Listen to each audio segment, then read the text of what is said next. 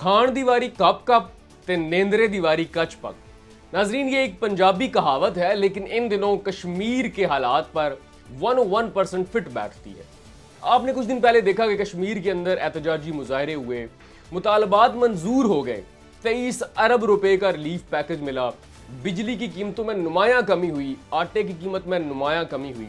ये सारे वाकयात शुरू हुए जब अवामी एक्शन कमेटी ने एहतजाज की कॉल दी, मुजाहरे हुए और वो मुजाहरे पुरतशद्दुद शक्ल इख्तियार कर गए, कई अफराद जख्मी हुए। उसके बाद गवर्नमेंट ने उनके मुतालबात मंजूर कर लिए और 23 अरब रुपए का एक बड़ा पैकेज मिला। आप अगर बिजली की कीमत कंपेयर करें बाकी तमाम सूबों से, कम कर दी गई कश्मीर की, आटे की कीमत बिल्कुल आधी कर दी गई, अवाम ने जान के नजराने पेश किए। लेकिन आज सवाल ये है कि उन मुजाहिरों, पुरतशद्दुद मुजाहिरों, एहतजाज और अवाम के जख्मी होने, जान के नजराने पेश करने, इन सारी चीज़ों के समरात क्या आम अवाम तक पहुँचे हैं? अवामी एक्शन कमेटी की एहतजाज की कॉल पर आम अवाम, सिविल सोसाइटी के साथ साथ ताजिर बरादरी ने भी इस एहतजाज में बढ़ चढ़ कर हिस्सा लिया और मुतालबात की मंजूरी के लिए प्ले कार्ड्स और बैनर्स उठाए, मुतालबात मंजूर करवाए। और इन मुतालबात में जो दो चीज़ें ऐसी थी जिनकी कीमत में नुमायां कमी आई, इसमें सबसे पहली चीज़ थी बिजली और दूसरी चीज़ थी आटा। लेकिन इस सारे सिनेरियो के बाद, जान के नजराने पेश करने के बाद, अपनी अमलाक का नुकसान करवाने के बाद और अपने कई प्यारे जख्मी और गिरफ्तार करवाने के बाद, आज अवाम ये सवाल करने में हक बजानब है कि क्या इसके समरात आम अवाम तक पहुंचे? ये सारे मुतालबात तो मंजूर हो गए, लेकिन उसी एहतजाज के अंदर शामिल और उन लोगों के साथ शरीक ताजिर बरादरी, वो मुतालबात मंजूर करवाने के बाद आज अवाम को वो रिलीफ देने से इनकारी क्यों है?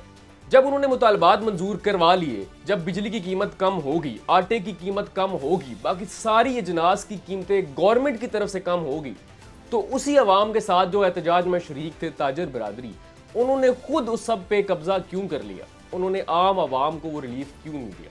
क्या अवाम सिर्फ लाठियाँ, गालियाँ खाने के लिए, जख्मी होने के लिए और जान के नजराने पेश करने के लिए थी? अवाम ने फरते जज्बात में जिन लीडर्स और जिन ताजरान को अपने कंधों पर उठाया, जान के नजराने पेश किए, आज वही ताजर रिलीफ ना दे के अपनी ही अवाम का गला घोट रहे हैं। अवामी एक्शन कमेटी की रियासत भर में जारी हालिया अवामी हकूक की तहरीक और आज़ाद जम्मू कश्मीर में मौजूद ताजरों के रूप में महंगाई करने वाले, अवाम का खून नचोड़ने वाले, गरीब के मुंह से रोटी का नवाला छीनने वाले, मन माने रेट वसूल करने वाले और सरकारी रेट को ना तस्लीम करने वाले, ये दरिया के दो किनारे हैं। इन दोनों को आपस में मिक्स नहीं किया जाना चाहिए। क्या अवाम ने इसलिए नजराने पेश किए थे? अवाम ने तो अपनी जान का नजराना इसलिए पेश किया था ताकि अवाम को हकूक मिल सके, ना कि इसलिए कि ताजिर अपनी मनमानी करें और अवाम के हकूक पर डाका डालें। इस सारी प्रोटेस्ट का मकसद था मुतालबात मंजूर करवाना, सब्सिडी देना। वो तो हो गया, मुतालबात मंजूर हो गए, हकूक मिल गए, सब्सिडी मिल गई, गवर्नमेंट की तरफ से रेट कम हो गए। अब देखना ये है कि ताजिर ये रिलीफ कब देते हैं, ताजिरों से हकूक कब लिए जाते हैं और उनके समरात आम आवाम तक कब पहुंचते हैं। अब गवर्नमेंट की तरफ से रेट कम हो चुके हैं, बिजली के रेट कम हो चुके हैं, आटे के रेट कम हो चुके हैं। अब देखना यह है कि वो अवाम के साथ कितने मुखलिस हैं और अवाम को ये रिलीफ देकर वो सारा रिलीफ जो गवर्नमेंट से मिला है वो निचली सतह तक कब मुंतकिल होता है। कहा जाता है ना कि जुबान खल्क को नकारा ए खुदा समझो। तो अवाम और सिविल सोसाइटी को मिलाकर ताजरों ने जो मुतालबात मंजूर करवाए और अपने खाते सीधे किए, तो याद रखिए यही अवाम कल अपने जायज़ हकूक के लिए इन ताजरों के सामने भी आ सकती है। कल यही अवाम जिसने गवर्नमेंट से सब्सिडी ले ली, गवर्नमेंट से अपने मुतालबात मंजूर करवा लिए, तो इन मन माने रेट्स पर चीज़ें फरोख्त करने वाले और अवाम के हकूक पर डाका डालने वाले जितने ताजर हैं, इनके सामने भी अवाम आ सकती है और इनसे हकूक भी छीन सकती है। अवाम को काठ का उल्लू तस्वर मत करें। मोहब्बत के जवाब में अपने चेहरों से इतनी जल्दी नकाब मत हटाएं कि कल ये अवाम आपके सामने आकर खड़ी हो जाए और कश्मीर का अमन एक दफ़ा फिर सबूताज हो जाए।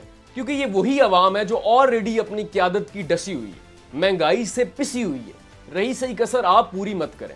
बिजली की कीमत कम हुई, आटे की कीमत कम हुई, तो जिन चीज़ों का डायरेक्ट या इनडायरेक्ट बिजली के साथ ताल्लुक है उनके निर्ख तो कम होने चाहिए थे। अब मुतालबात को मंजूर हुए भी तकरीबन 10 दिन हो गए हैं, तो ये रिलीफ आम आवाम तक क्यों नहीं पहुंच रहा? अब देखना यह है कि अवामी एक्शन कमेटी क्या ताजरों से भी सवाल करती है। अवामी एक्शन कमेटी की एक कॉल पर अवाम आई, सिविल सोसाइटी आई, उन्होंने धरने दिए, एहतजाज किया, जख्मी हुए, अपनी जान के नजराने पेश किए, गवर्नमेंट से मुतालबात मंजूर करवाए, सब्सिडी ली।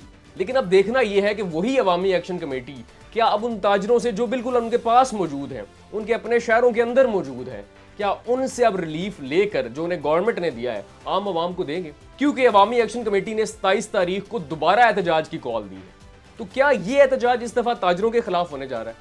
अगर ऐसा नहीं है, अगर ये एहतजाज इस दफा ताजरों के खिलाफ नहीं है, तो क्या ये मुतालबात मंजूर होने के बाद, सब्सिडी लेने के बाद और इतना बड़ा रिलीफ पैकेज लेने के बाद एक दफा फिर आवाम को सड़कों पर लेकर आना, क्या सिर्फ ये जाती तशहीर और मुफाद नहीं है?